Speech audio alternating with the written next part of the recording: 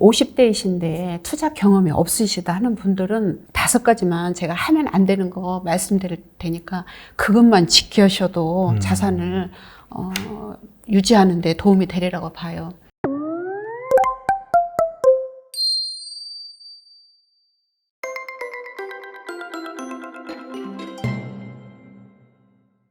그리고 지금 50대가 처음 부동산 투자를 한다 네. 라고 했을 때 뭐 절대 하면 안 되는 행동이라든지 뭐 절대 고르면 안 되는 뭐 부동산이라든지 그럼 뭐가 있을까요? 네네.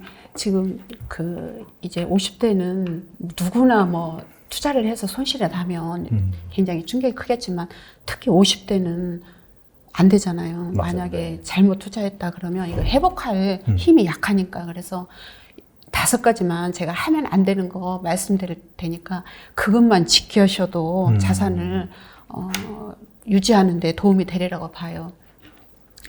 여러분들이 사시면 안 되는 게 분양용 호텔이에요. 그 분양형 그 호텔 분양해가지고 비용을 떼고 수익금을 매일 현금으로 드리겠습니다. 제 주위에 그거 투자하신 분이 있거든요. 네. 절대 제가 투자한 거 원금 회복 못 하거든요. 그래서 분양형 호텔 절대 여러분 투자하시면 안 되고 지금 이제 재정비 사업이 지금 이렇게 이제 핫하다 보니까 그 속에 숨어가지고 숨었다기보다 고속에 섞여서 지역주택조합을 아마 분양을 할 거예요. 근데 최근에 저한테 지금 상담한 이게 사례자인데 그분이 이제 송파에 사시는데 왜냐면 너무 집값이 이제 오르고 그 아파트는 집은 사야 되겠고 근데 가격 차이가 너무 많이 나니까 이게 혹한 거예요. 지역주택이면 그 시중가의 한 60~70%에 이거를 사면 아파트가 이제 새로 지어진다.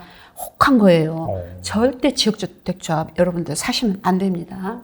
그리고 3번째는 기획부동산에서 토지를 이렇게 매입을 해가지고 이렇게 분할해서 팔잖아요. 그러니까 그런 기획부동산을 통한 토지 절대 여러분 그거 사시면 안 되고 그 다음에 이제 4번째 여러분들이 50대가 되면 현금 흐름 해가지고 오피스텔을 좀 쉽게 접근을 해요. 그냥 슈퍼에서 이렇게 물건 사듯이 이거 1억 미만으로 해서 내가 현금 흐름 해야지.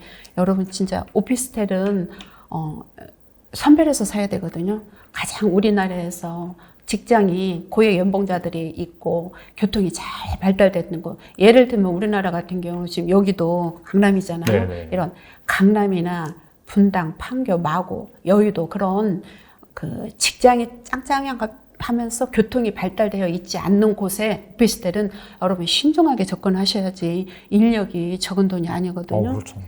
네, 오피스텔 그렇게 하시고 그 다음에 이제 5번째는 이거는 물건을 사지 말아라기보다 여러분들이 지금 주변에 내가 지금 은퇴 준비를 해야 되겠다고 마음을 먹으신 분이라면 여러분 주변에 지인들한테 여러분이 조언을 해가지고 그분들의 훈수에 여러분 휘둘리지 마세요.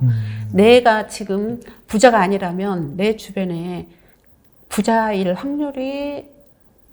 있을 확률이 많지는 않아요. 그렇죠. 네. 그러나 나는 부자이진 않는데 굉장히 부자이고 부동산으로 성공을 했다. 그런 분한테는 내가 자문을 구하고 그분을 따라서 투자를 해도 좋으나 그러지 않는 분한테 여러분이 이거 좋다 해가지고 절대 그런 지인들한테 여러분 훈수에 휘둘리지 마시고 따라서도 하지 마시고 지금부터는 정말로 핀셋처럼 이렇게 공부를 해서 제대로 딱딱 요지를 잡아서 1~2개만 하셔도 노후에 편안하시니까 사지 말아야 할 거 4가지에다가 5번째 그 주의사항까지 해서 여러분들의 부동산 투자에 접근을 하셨으면 좋겠습니다.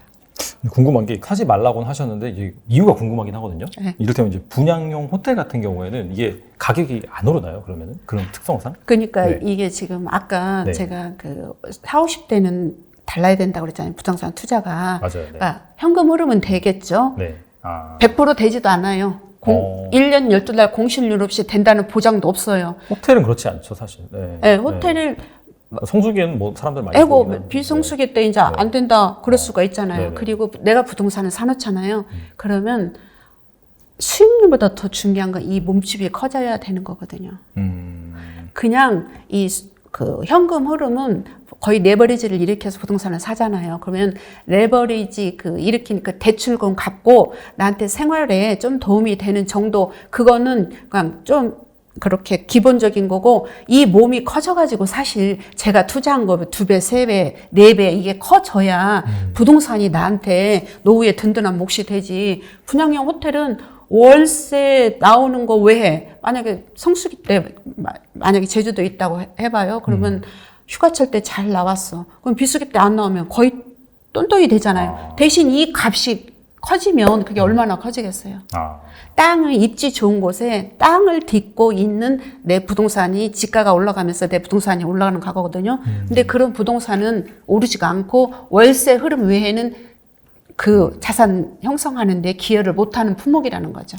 그러니까 입지가 좋다는 것 자체가 앞서 말씀하신 그런 고액 연봉자들이 살기 좋아서 산다든지 아니면 뭐 교육 수준이 높다든지, 그거랑 사실상 호텔은 거리가 있으니까 입지랑은 가격이 올라가는데 한계가 있다, 이렇게 볼 수 있겠네요.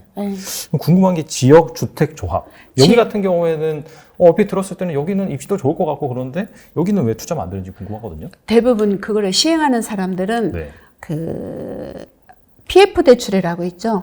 프로젝트 파이낸싱. 네, 어느 정도 토지가 확보가 돼야 은행에서 대출을 해줘요. 근데 이 사람들은 그 토지가 확보가 안 된 상태에서 이렇게 아까처럼 이거 지역주택 이거를 사면은 몇 평짜리 아파트가 주어집니다 하면서 그 사람들 돈을 끌어서 그 대출을 받게 한 자금을 거기서 그 사람들이 그거 돈으로 대출을 받기 위해서 분양을 하는 거거든요.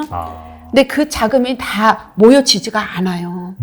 그러니까 그렇게 모여져가지고 대출을 일으켜서 아파트를 짓기까지 그 자금이 조달이 되지 않기 때문에 지역주택조합은 95%가 가다가 멈춰요.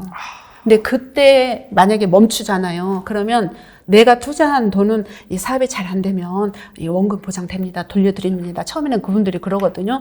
근데 제 주위에 그런 분들 있거든요.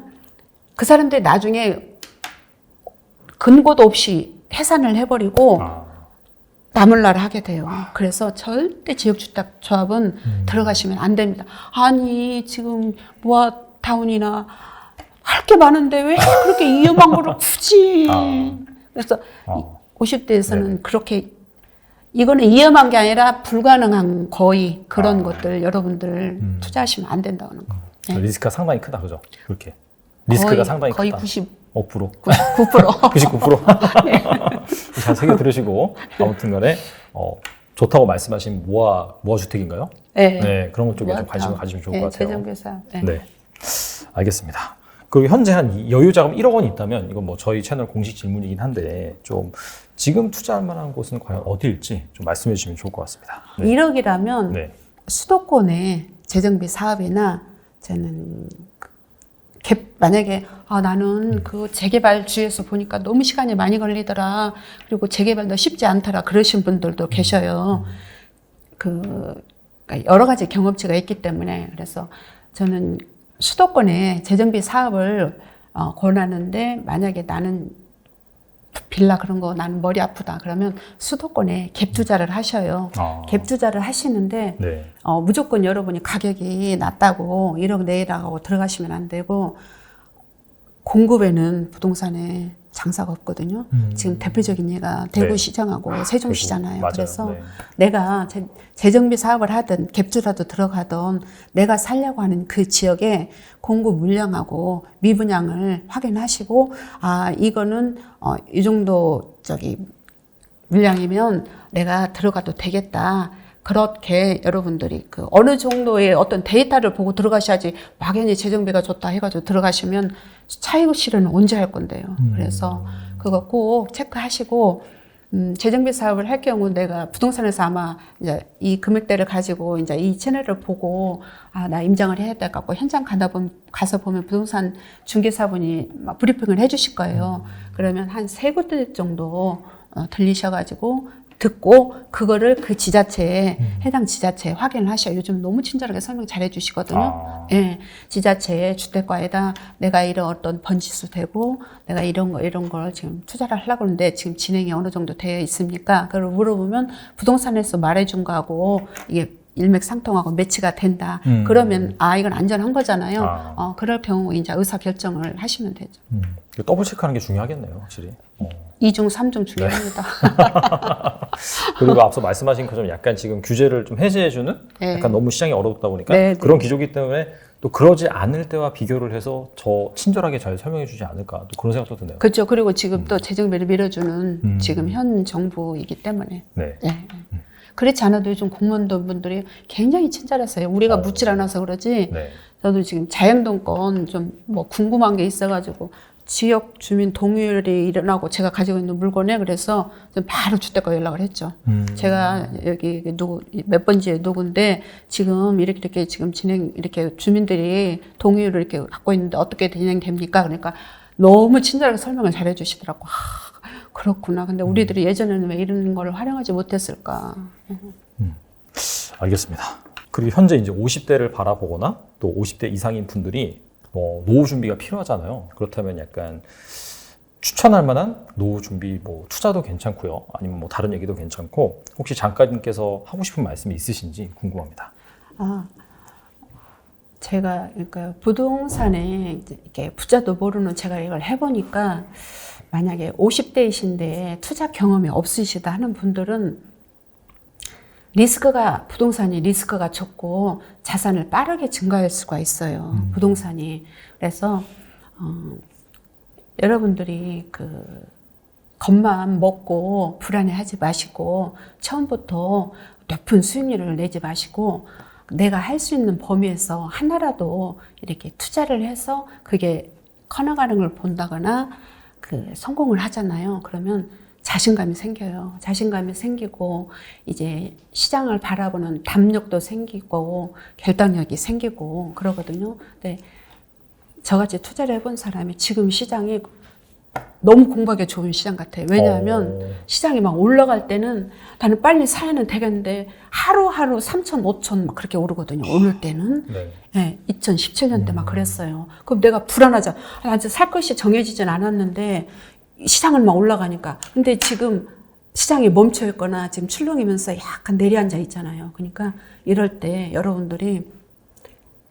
리스크가 적은 부동산으로 공부를 하셔가지고 아까 제가 말씀드린 거 여러 가지 지표가 있잖아요. 네네. 그런 지표들을 활용을 하셔가지고 유심히 모니터링을 해서 내가 이거는 해볼 만하다 하면은 여러분들이 실천할 수 있는 지금 이 시장에 그렇게 내가 실행할 수 있는 좋은 공부 기관으로 삼으셔가지고 부티풀 같은 좋은 매체를 통한 정보나 또 다른 정보를 통해서 여러분이 공부를 하셔가지고 꼭 상승장 때 대비를 해서 실제 성공 체험을 통해서 여러분들이 자신감 있는 구독자 여러분들이 되시기를 간절히 바랍니다. 네.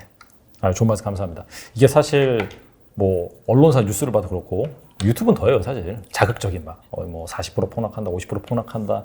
근데 이게 어차피 약간 좀 어그로라고 하죠. 좀 클릭을 유도하기 위해서 좀 자극적으로 쓴 측면이 분명히 좀 있습니다. 그리고 실제로 그런 영상들을 여러분들이 클릭을 해보시면은 무조건 다 안 좋다 그런 얘기보다도 전반적으로 안 좋은데 또 괜찮은 지역도 있다. 지역마다 다 다르잖아요. 그죠? 주식도 종목마다 다 다르듯이. 그렇기 때문에 오늘 또 나와주셔서 지금이 정말 공부하기 좋은 때다. 그 다음에 투자할 만한 또 모아주택이라든지 그런 거 잘 말씀해 주셨기 때문에 이럴 때 오히려 잘 찾아본다라고 한다면은 내 집 마련이라든지 그 다음에 재산을 굴릴 수 있는 좋은 기회가 되지 않을까 생각을 합니다. 지금까지 태재숙 작가님 나오셔서 감사합니다. 감사합니다.